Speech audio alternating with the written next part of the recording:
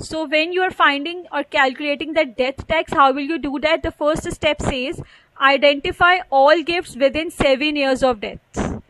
It's not written over here from the time of the lifetime gift or whatsoever. It's written within 7 years of death. For example, the person died in 2020. तो till when you are going to see 2020 से 7 साल पीछे जाएंगे, ठीक है, और उस दौरान के सारे गिफ्ट्स देखेंगे. Clear? Second step, calculate the gross chargeable amount. GCA जो अभी हमने कैलकुलेट करना सीख लिया है.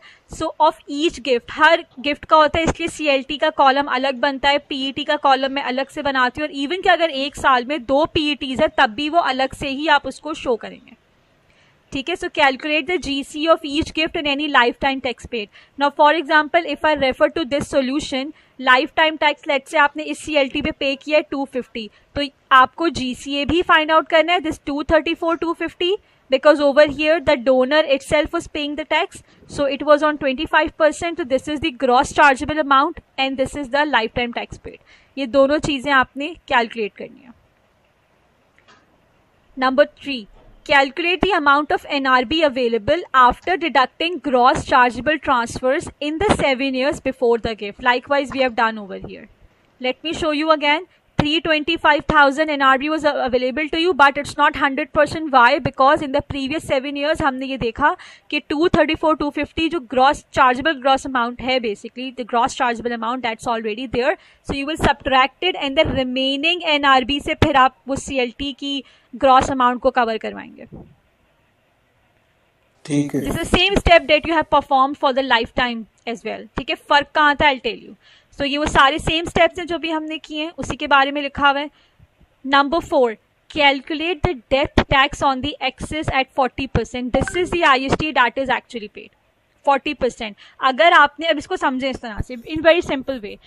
For example a son has inherited the wealth of his father, okay, और उसको तो 100% मिलेगी ना, लेकिन अब जब उसने डेथ टैक्स पे करना है 40%, तो एक्चुअली उसको कितनी वेल्थ मिली? 60%. अगर मुझे 1 करोड़ लेट से इनहेरिट हुआ, ठीक है, तो 40 लाख तो मैंने उसके ऊपर टैक्स देना, तो मुझे कितना मिलेगा? 60 lakhs would be. So 60% is yours and 40% is of HMRC. Simply इसको इस तरह अंडरस्टैंड करें.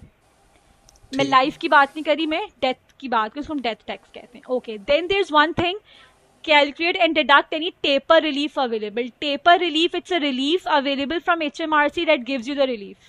Okay, अब वो रिलीफ कैसे मिलती है उसकी कैलकुलेशंस आगे देखते हैं. For CLTs deduct any life time IST paid. अगर आपने, अब ये देखें, ये आपको एक अगैन एक टाइप ऑफ रिलीफ ही है. अगर आपने CLT लाइफ में किया है और आपने ज़िंदगी में उस पर जो टैक्स पे किया है वो आप डेथ के इवेंट पे माइनस करवा देंगे. You don't have to pay it again. You will only be paying the additional. अगर क्वेश्चन कहता है कि टैक्स किसने पे करना है, ड्यू डेट क्या है, वो आप इजीली बता सकते हैं, ठीक है. वो ऊपर मैंने हैंड आउट में लिख दिया है कि टैक्स, जाहिर सी बात है, कौन पे करेगा? The receiver of the gift. Okay, because the dead person is not going to come out of his grave and then pay the tax. Okay, he will be at peace that finally I am free from taxes. Okay, so now further points. Chargeable amount, the gross chargeable amount of each gift is taxed on death. Gross amount of CLTs वो आप already life में ही calculate कर चुके होंगे, दोबारा करने की ज़रूरत नहीं है. टेपर रिलीफ पर आते हैं. It's a concept now where IHT is chargeable on any lifetime transfer due to death. Amount of IHT payable on death is reduced by taper relief. It's a relief. अब समझेगा ये इसका mechanism क्या है. अच्छा, टेपर रिलीफ के लिए percentages will be given to you. Okay, where more than 3 years have elapsed since the date of the gift. For example gift हुआ 2016 में, 3 साल गुजर गए, ठीक है, तो now taper relief will be applicable to you. इसमें परसेंटेजेस अवेलेबल हैं, आप टैक्स टेबल में देखिएगा आपको परसेंटेजेस मिल जाएंगी, ठीक है. ईयर्स लिखे होते हैं आपके लेफ्ट हैंड साइड पे और राइट हैंड साइड पे percentages are mention. By that your tax will get reduced.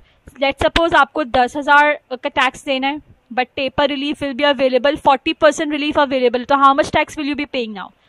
6,000 only.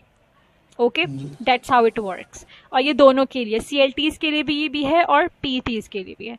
Now there is this question, just read this question, okay, and we will just do it like in a while.